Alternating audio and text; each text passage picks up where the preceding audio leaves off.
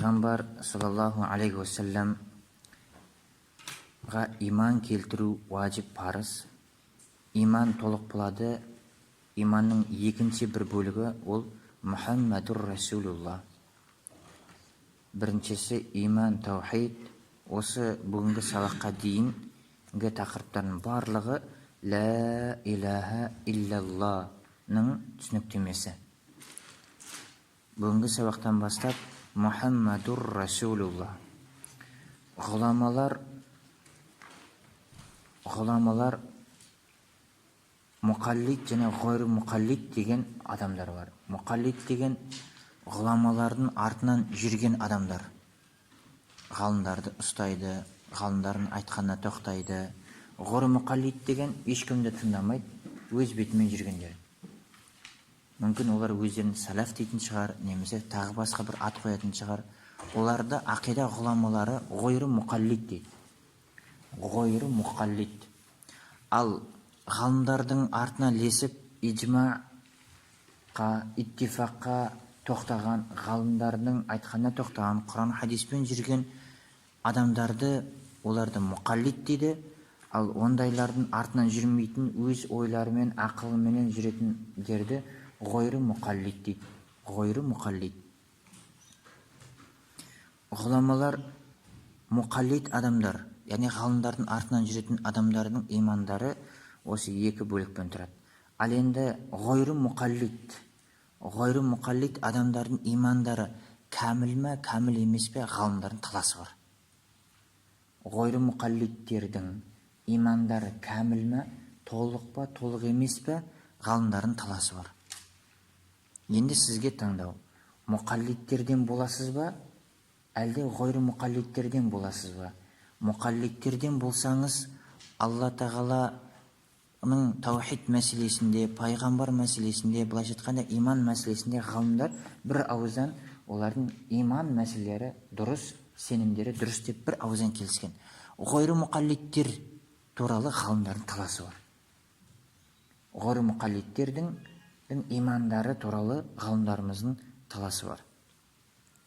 Ғойры мұқаллидтер, яғни ғұламалардың артынан леспейтіндер, өз ақылдарымен жүретіндер, немесе тағы соған ұқсаған нәрселерді алға қойып, сол нәрсенің дәлел қылатындар, олардың кейбір ғалымдар айтқан, олардың имандары кәміл толық болады, кейбір шарттармен.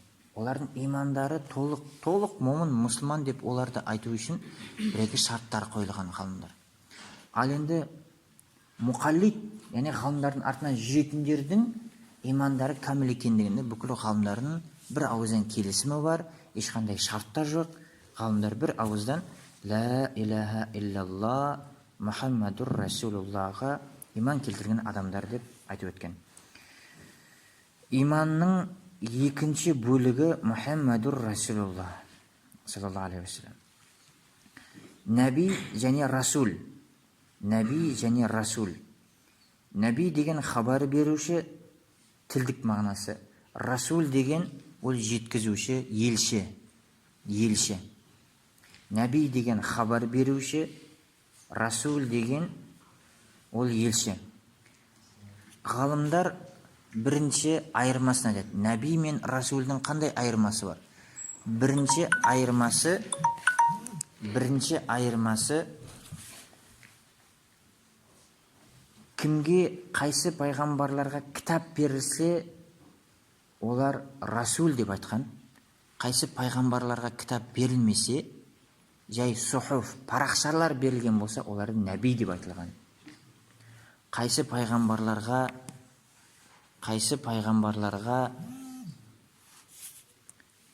кітаптар түсірілген болса, оларды Расул деген. Қайсы пайғамбарларға кітап түсірілген емес, тек парақшалар, сухуф, парақшалар берілген болса, оларды нәби деген. Кейбір ғалымдар керісіншесін айтқан.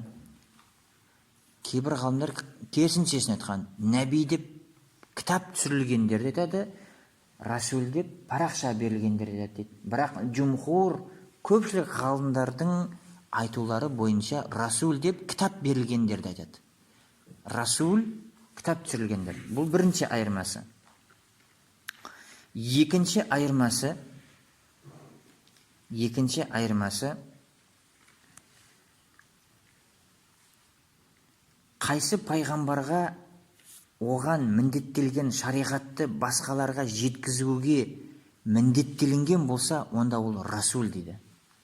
Қайсы пайғамбарларға шариғат берілді, дін берілді, шариғат берілді, бірақ басқаларға жеткізу міндет емес. Өзің сол саған міндеттелген нәрсені атқарсаң болды делінген болса, онда ол нәби деп айтылады дейді. Хабар береді, болды. Жеткізу міндеттелмеген. Қайсы пайғамбарға дінді жеткізу міндеттелсе, ол расул деген. Қайсы пайғамбарға дінді жеткізу міндет емес болса, оларды нәби деп айтылады. Айырмалары. Үшінші айырмасы расул деп оған тікелей уахи келгендерді айтылады. Нәби деп басқа бір нәрселердің ортамы, яғни түс арқылы, аяң арқылы, дауыстар арқылы, сондай бір илхам арқылы, түс арқылы, сондай бір нәрселер арқылы болатын болса, онда оны нәби деген.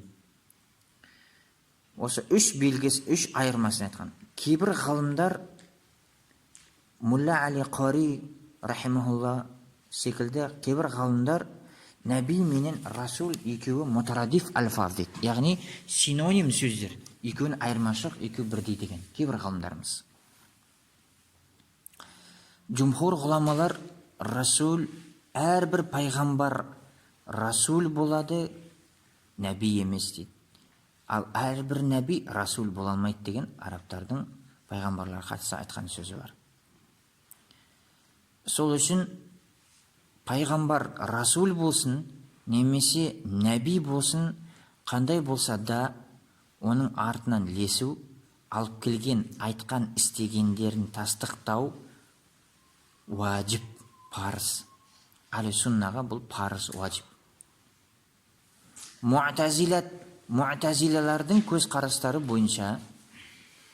Муътазилалардың көз қарасы бойынша пайғамбар адамның өміріне пайда алып келетін, құлдарға пайда, ислах болатын нәрселердеге ғана бойсынулары уажib дейді. Егер бір пайғамбардың айтқаны момындарға кішкене қиындау болса, ауырлау болса, оған атқару, амал қылу міндетті емес. Енді қылсаң болады, атқармасаң ештеңе болмайды дейді. Муътазилиттердің ақидалары солай. Ахли сунна уәл жамаа. Ахли сунна уәл жамааның, яғни біздің ұстанымдарымыз бойынша пайғамбар, бәлкім бүкіл пайғамбарлар өз қауымына алып келген, айтқан, істеген, көрсеткен істеріне лесу, істеу, амал қылу, тыңдау уажib, парыз деген. Егер қайсы бір адам пайғамбардың сөзін жоққа шығарса, пайғамбардың міндетін мойнына жүктемесе, немесе оны қабылдамаса, діннен шығады. Ғұламалар оны кәфір деген. Пайғамбарлардың айтқан сөзі менен қылған өсиеттерін ол уажib, парыз. Құран-ы Кәримде 25 пайғамбардың аты зікір қылынған. Құран-ы Кәримде 25 пайғамбардың аты зікір қылынған. Басқа пайғамбарлардың аты зікір қылынған емес. Сол үшін ғұламалар пайғамбарлардың санын нақтылап айтуда тыйым салған. Мулла Али Қари Аль-Фиқхул Акбар деген ақида кітаптың шархында Мулла Али Қари пайғамбарлардың сандарын нақтылап айту ол күнә деген. Себебі пайғамбар емес адамдарды пайғамбар қылған боласыз, немесе пайғамбар болған адамдарды пайғамбарлықтан шығарып жіберген боласыз. Егер сіз нақтылап бір цифрды айтатын болсаңыз, бір санды 124 мың дейсіз бе, әлде 120 дейсіз, мың, тағы бір санды айтатын болсаңыз, егер ол сан аз болып шыққан болса Алланың алдында, онда сіз басқа пайғамбарларды мойындамаған боласыз. Оларды пайғамбарлықтан шығарып жібердіңіз. Ал егер көп санды айтып қойсаңыз, көп санды айтып қойған болсаңыз, онда пайғамбар еместерді сіз пайғамбар қылған болып есептелесіз. Сол үшін пайғамбарлардың санына келген кезде нақты бір санды цифрды айтуға болмайды.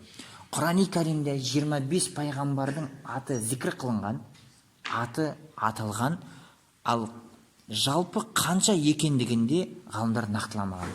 Құран-ы Кәрімде وَمِنْهُمْ مَنْ قَصَّصْنَا عَلَيْكَ وَمِنْهُمْ مَنْ لَمْ نَقْصُصْ عَلَيْكَ. Біз олардың кейбіреулерін саған зікір етіп айттық, кейбіреулерін айтқан жоқпыз дейді. Яғни пайғамбарымыздың өзіне Алла тағала кейбір пайғамбарларды білдірткен, кейбіреулерін білдіртпеген. Пайғамбардың өзі нақты бір санды білмеді. Пайғамбардың өзі қанша пайғамбар өткендігін нақты санын білмеді. Құранда Алла тағала айтып тұр, біз кейбіреулерін айттық, кейбіреулерін айтпадық деді. Яғни пайғамбарымыздың білмегенде пайғамбарлар өткен. Сол үшін пайғамбарлардың санында нақтылауға болмайды. Пайғамбар Мұхаммад саллаллаху алейхи уассаламды пайғамбар елші деп қабылдау парыз. Қайсы бір адам егер оны қабылдамайтын болса, иманы кәміл емес, мұсылман деп айтылмайды. Мұсаниф имам Тахауи рахимахулла осы жерге дейін таухид мәселесін, Алланың сифаттары туралы қысқа нұсқа айтып өтті. Одан кейін ары қарай пайғамбар елшілер туралы айтып бастады. Осы сөзбенен, осы тақырыптармен имам Тахауи рахимахулла бізге білдіріп жатыр, иман толық болады таухидпенен және пайғамбарды мойындауменен. Мағрифа Алланы білу, Алланы атын білу, затын білу, сифатын білу, пайғамбарды тасдықтау, оның алып келген шариғатын мойнымызға жүктеу, ол иманның кәмілдігі. Алла тағала Құран-ы Кәрімде А'раф сүресі 158 аятта, А'раф сүресі 158 аятта былай деп айтты. Құл я айюхан нас, инни расулуллахи илейкум джами'a. Пайғамбар екендігіне мойындап, егер оны мойындамаса, мұсылман емес екендігіне А'раф сүресі 158 аятта Алла тағала пайғамбарымызға айтты. Ей Мұхаммад саллаллаху алейхи вассалам, сен адамдарға айт деді. Момын мұсылмандарға емес, адамдарға айт. Пенделерге айт, бүкіл пенделерге. Не деп? Я айюханнас, ей адамдар, инни расулуллахи илейкум джами'a, мен сендердің бәрлеріңе пайғамбармын деді. Мұсылмандарыңа да пайғамбармын, насранилеріңе де пайғамбармын, христиандарға, яһудилерге, ахли кітаптарға бәріне пайғамбармын деп адамдарға айт деді. Егер ахли кітаптар өздерінің имандары кәміл болу үшін біздің пайғамбарымызды, Мұхаммад саллаллаху алейхи уассаламды пайғамбар деп мойындау керек, Иса алейхиссаламды пайғамбар деп мойындаулары шарт. Егер олар Иса алейхиссаламды пайғамбар демей Құдай дейтін болса, сәлису сәләса Құранда келгендей, үшеуінің үшіншісі дейтін болса, олар да өздерінің имандары толық болған жоқ. Олардың ішінде де кәфір болды. Иса алейхиссаламды Құдай деуменен, Мариям анамызды Құдай деуменен, олар да ахли кітаптардың ішінде, олар да өздерінің діндерінен шығып кетті. Негізгі ахли кітаптардың ақидалары ондай болған жоқ. Бірақ олардың ішінде сондай адамдар болды, Иса алейхиссаламды пайғамбарды олар Құдай деді. Сол үшін олардың ішінде кәфірлер болды, діннен шығып кетті. Егер Иса алейхиссаламды пайғамбар дегенде, ахли кітаптар өздерінің шариғаттарын, оларға қатысты болған міндеттерін атқарған болып есептеледі. Сол үшін ет мәселесінде ахли кітаптардың сойған еттерін жеуге рұқсат етті Құран-ы Кәрімде Алла тағала. Алла тағала ахли кітаптардың етін жеуге рұқсат етті. Кәфірлердің емес. Ахли кітаптың ішінде Иса алейхиссаламды Құдай дегендер, немесе христианмын деп айтып қойып жүріп, бірақ өзінің дінінде бірде амалын атқармай, мойындамай өткендері, олар ахли кітап емес, олар кітап иелері емес, олардың сойғандары да халал емес. Құран-ы Кәрімде وَتَعَامُ الَّذِينَ أُوتِي الْكِتَابَ حِلٌّ لَكُمْ деген. Кітап иелерінің сойған малдарының еттері халал деді. Осыны кейбір адамдар не деп түсінеді? Христиандар, еврейлер сойса, онда ол халал екен, жеу беруге болады екен дейді. Құран-ы Кәрімде Байна сүресінде лам якуниллазина кафару мин ахли кітаптардың ішінде кәфірлер деп жатыр Алла Тағала. Иса алейхиссаламды Құдай дегендер, Мариям анамызды Құдай дегендер, олар кәфір. Енді бір адамдар христиан болса болды, еті халал деп жей береді. Немесе еврей болса болды деп жей береді. Жоқ, олардың ішінде де діндерінен шығып кеткендер болды. Әлі кітаптар, әлі кітап болып есептеледі. Қашан пайғамбарларды пайғамбар десе, Алла Тағаланы таухид деп білген болса, өздерінің дінін, оларға түсірілген кітапты дұрысынан ұстаған болса, солардың сойғандары, бисмилля деп сойғандары халал, жей берсеңіз болады.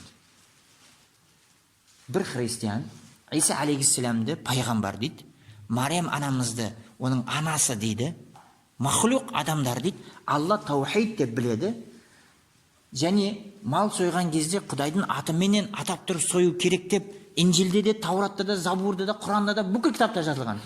Сол нәрселерді атқарып, Құдайдың атын атап, пайғамбарларды пайғамбар деп білген болса, олардың етін жесеңіз болады. Бірақ бүгін бір адам христиандардан олай істемейді. Біріншіден, Алланың, Құдайдың атын зікір қылмайды олар. Және Иса алейхиссаламды пайғамбар деп те білмейді. Мариям анамызды оның анасы екен, ол жай жаратылған бір мақлуқ екен деп те түсінбейді. Сол үшін олардың сойған малдарының еті адал емес.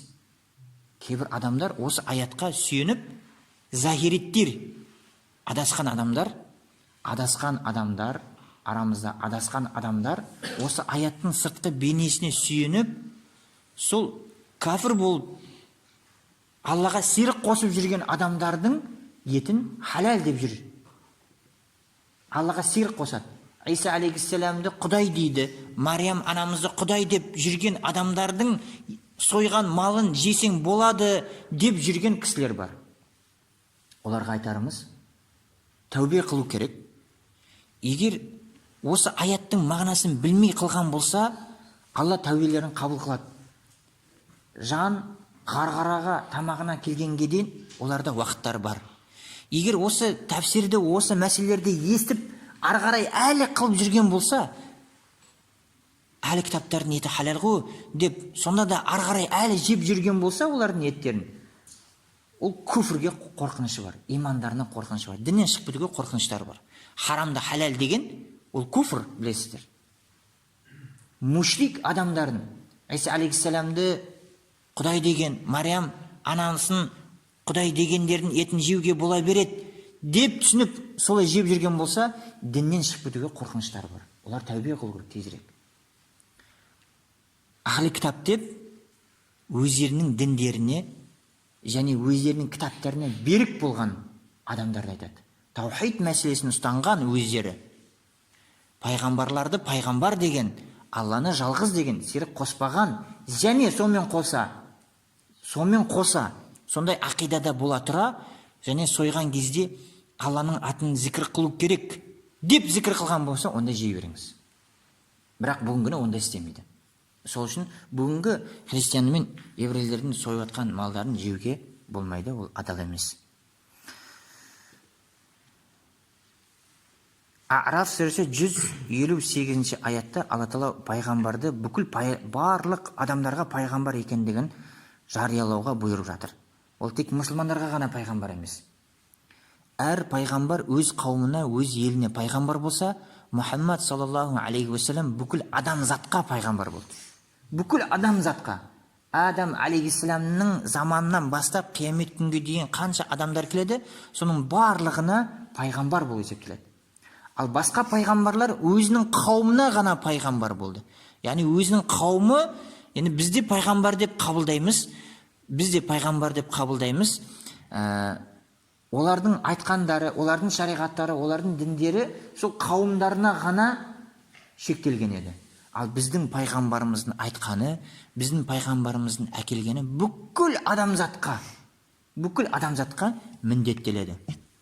бүкіл адамзатқа міндеттеледі. فآمنوا بالله ورسوله النبي الأمي. Арaf сөзі 158 аяттың соңында Алла тағала бұйырып жатыр: сендер Аллаға иман келтіріңдер және оның елшісі пайғамбар болған Мұхаммед саллаллаху алейхи ва салламға иман келтіріңдер жатыр.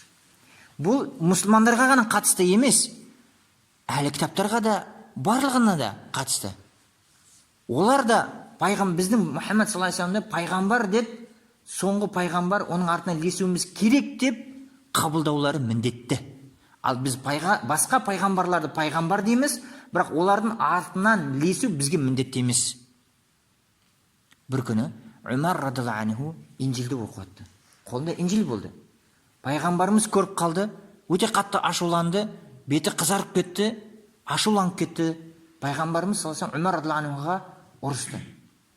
Умар радиллаху анху айтты: "Я Расулалла, мен бұны бір амал қылайын деп емес, бір мағлұмат қатары, ақпарат қатары не жазылып тұр екен, осылар өздерінің кітаптарынан түсіне ме екен деген секілді бір ақпарат қатары, мағлұмат, информация үшін ғана, ақпарат үшін ғана оқып аттым" деді. Пайғамбарымыз сонда да тыйым салды. Айтты: "Алланың атымен аншем, егер Иса алейхиссалам қазір тіріліп келетін болса, сендер оның артынан ілесетін болсаңдар, сендер адасқан боласыңдар" деді. Сол үшін пайғамбарлардың барлығын біз пайғамбар дейміз, бірақ олардың арттарынан ілесу біз үшін міндетті емес. Ол өзінің қауымы сол пайғамбарларының артынан ілесу оларға міндетті болды. Ал біздің соңғы Мұхаммад саллаллаху алейхи ва саллям шықты, оның артынан ілесу бәріне міндетті. Бізге де, біздің алдыңғы үмметтерге де барлығына мойындау міндетті болды. Және де басқа кітаптарда да Таурат, Забур, Инжилдерде де пайғамбарымыздың шығатындығы, оның артынан ілесу керек екені барлығы жазылған. Барлығы осы кітаптардың бүкіл барлығына жазылған. Мұхаммад деген сөз, Мұхаммад деген сөз хамд деген сөзден шыққан. Хамд деген мақтау деген. Мұхаммад деген мақтанылған деген. Неге мақтанылған? Пайғамбарымыз дүниеге келген кезде пайғамбарымыздың атын Мұхаммад деп қойды. Сол заманда ешкімнің аты ондай болған емес. Бірінші ат бол. Бірінші ат Мұхаммад болды. Шарх сүресінде وَرَفَعْنَا لَكَ ذِكْرَكَ وَرَفَعْنَا لَكَ ذِكْرَكَ. Біз сенің зикріңді көтеріп қойдық дейді. Былайша айтқанда сенің атыңды, дәрежеңді көтеріп қойдық. Қайсы бір адам пайғамбардың атын естісе, саллаллаху алейхи ва саллям деп айту важип болады оған. Соншалық көтеріп қойдық дейді Алла тағала пайғамбардың атын. Әр естіген адам сенің атыңды естіген кезде саған салауат айту керек. Егер қайсы бір адам сенің атыңды естіп тұрып салауат айтпаса, онда ол адам ең сараң адам деді. Ондай адам пайғамбардың атын естіп тұрып салауат айтпаған адам, ол адам садақа берсін деді. Кафаратына садақа берсін деді. Мысалы, бір отырдыңыз, или өзіңіз айтып қалдыңыз Мұхаммад деген сөзді, немесе естіп қалдыңыз саллаллаху алейхи ва саллям, артынан ештеңе айтқан жоқсыз. Онда ғалымдар ең сараң адам, ондай адамдар садақа беру керек дейді. Ондай адамдар садақа беру керек. Кафаратына садақа беру керек. Сол үшін Шарх сүресінде Алла тағала وَرَفَعْنَا لَكَ ذِكْرَكَ. Біз сенің зикріңді, сенің атыңды соншалық көтеріп қойдық деді. Бүкіл үммет барлығы сенің атыңды естігенде мақтап айтады деді. Ең бірінші пайғамбарымыз туылған кезде Мұхаммад деген ат ол кезде ешқандай жоқ болды. Бірінші ат болды. Хамд деген сөзден шыққан саллаллаху алейхи ва саллям. Хамд деген мақтау деген, мақтанылған деген. Пайғамбарымыздың аты мақтанылған. Пайғамбарымыз саллаллаху алейхи ва саллямның 99 аты бар. 99 аты бар. Хадисте келген 99 аты бар. Пайғамбарымыздың 99 аты бар. Мұхаммадур Расулулла деген сөз инналлаха уахидун деген ақидамыздың басыңғы алғашқы сабағына атып болады. Яғни соның жалғасы бұл есептеледі. Алла тағалаға таухид жалғыз деп білгенімізден кейін, оны серіктен тазалағаннан кейін, біз пайғамбарымызды таңдалған елші пайғамбар деп міндеттеу, мойындауымыз міндетті. Қайсы бір адам пайғамбарды пайғамбар деп мойындамайтын болса, ол адамның ибадаты да дұрыс емес. Ол адамның құлшылығы да дұрыс емес. пайғамбарды, кейбір пайғамбарларды Құдай дәрежесіне жеткізуге не себеп болды? Алла Тағала көптеген пайғамбарларға муъжизалар берді. Сол муъжизалар ол кейбір адамдардың ақидасын өзгертіп, шектен шығуға сол нәрсе себеп болды. Қайсы адамда улухият жоқ болса, оның убудияты да дұрыс болмайды. Қайсы адамның улухияты деген таухид деген. Қайсы адамның улухияты дұрыс болмаса, оның убудияты да дұрыс емес, ибадаты да дұрыс емес. Бір адамның таухиді дұрыс емес, ол адамның құлшылығы да дұрыс емес. Қайсы адамның улухияты дұрыс болмаса, убудияты дұрыс емес. Улухияты дұрыс емес кімдерді? Иса алейхиссаламдың Құдай дегендер. Олардың улухияты дұрыс емес, сол үшін олардың қылған құлшылықтары да дұрыс емес. Қылған құлшылықтарының ішінде сол жаңағы мал сойлулар да кіреді. Сол үшін ол да дұрыс емес. Улухият дұрыс болмағандардың убудияттары да дұрыс емес. Улухият, Құдай таухид мәселесі дұрыс болмаған, улухияты дұрыс болмаған адамдардың убудият, ибадаттары да дұрыс емес, қабыл емес. Алла Тағала кейбір пайғамбарларға, көптеген пайғамбарларға муъжиза берді. Ол муъжиза адамдардың әдеттеріне, ақылдарына қайшы бір сондай бір көріністерді болды. Пайғамбар саллаллаху алейхи уассалам сол муъжизаларды тек қана өзі үшін емес, адамдарды исламға келу үшін, немесе айтқан сөзін дәлелдеу үшін ғана пайдаланған. Пайғамбарға көптеген муъжизалар берілді. Пайғамбар таяқ жеді, өлім аузынан қанша қалды. Сондай болса да, сол муъжизалардың біреуін де пайдаланған емес.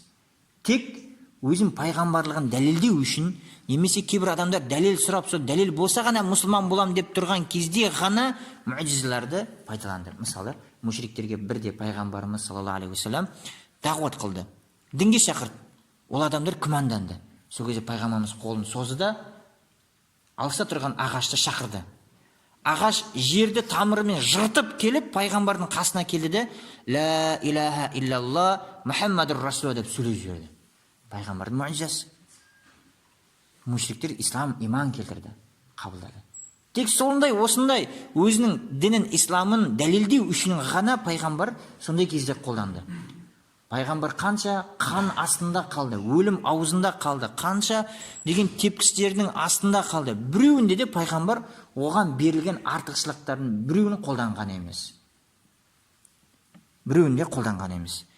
Иса алейхиссаламның артынан ілескен қауым, олардың Иса алейхиссаламға берілген кейбір артықшылықтар, мысалы өлгендерді Алланың қалауымен тірілту, алапес ауруларды жазу, соқыр адамдардың көзін жақсы көрпеде себеп болу мәселелері арқылы, және бесікте сөйлеу, тағы осыған ұқсаған мәселелер арқылы оның артынан ілескен адамдар оны адамның махлуқтық дәрежеден шығарып құдайлық дәреже берді. Осындай мәселелермен олар адасқан болып есептелді. Иса алейхиссалам бесікте сөйлегендердің бірі болып есептеледі. Хадисте бесікте 3 сәби сөйледі деп айтылады. Бірақ тарихта қарайтын болсақ, 4-ші бір сәби бар. 4-ші сәби бар, ол да сөйлеген. Бірақ ғұламалар неге хадисте пайғамбарымыз неге 3 деп айтты? Себебі бұлар 3 де бесікте жатып сөйлеген.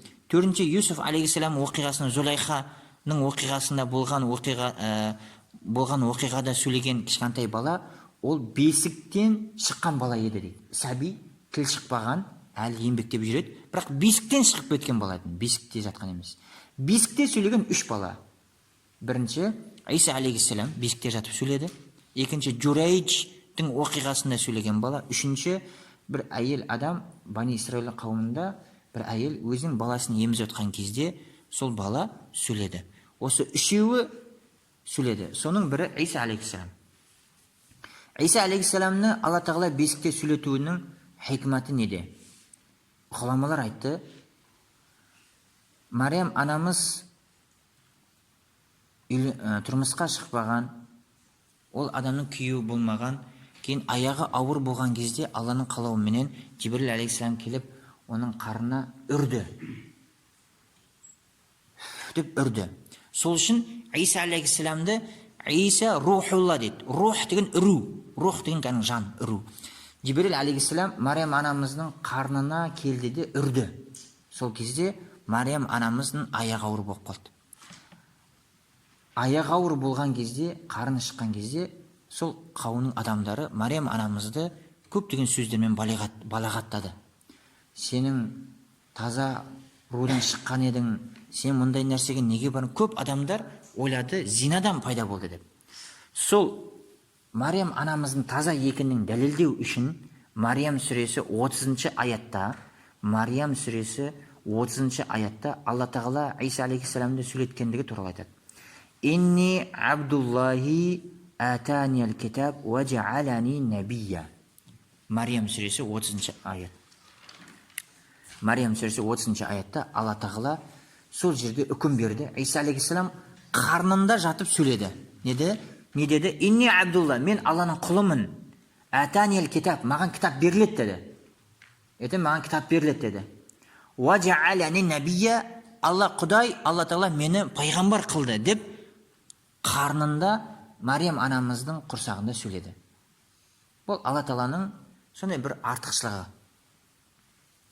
Сол Мариям анамыздың қарнында құрсағында жатып сөйлеген кезде Мариям анамызға сөз тигізгендердің барлығы тәубе қылды, кешірім сұрады. Сол үшін кейбір уақытта шубха болған мәселелерді, күмәнді, шекті болған мәселелерді кетіру үшін дәлелдердің талап етілетіндігі сол үшін. Әрбір мәселеде емес, дәлел шек, күмән болған кезде сол күмәнді кетіру үшін алып келінетін нәрсе. Егер сіз бірінші рет естіп тұрсыз бір мәселені, ешқандай күмән жоқ болса, оған дәлел сұраудың қажеті жоқ. Егер сен сол ақпаратты естіп жатсың, бұрын соған ұқсаған тағы бір ақпаратты естіген едің, бірақ күмәнің болып тұр, керісінше сияқты, немесе басқаша сияқты, сондай кезде дәлел сұрауға болады. Құранда дәлелдің орнын баян қылып жатыр. Ғалымдар айтты, улухияты, рубубияты дұрыс болмаған адамның убудияты дұрыс емес деді. Иса алейхиссаламның қауымында адамдардың Аллаға деген сенімдері дұрыс болмады, сол үшін олардың құлшылықтары да дұрыс болмады. Иса алейхиссаламның артынан лескендердің де, олардың артынан лескендерде, олардың қауымы сол лескендер ғана дұрыс болды, қалғандары дұрыс болмады. Иса алейхиссаламның қасында лескендерді рахбания деп айтады. Хауариин деп айтады.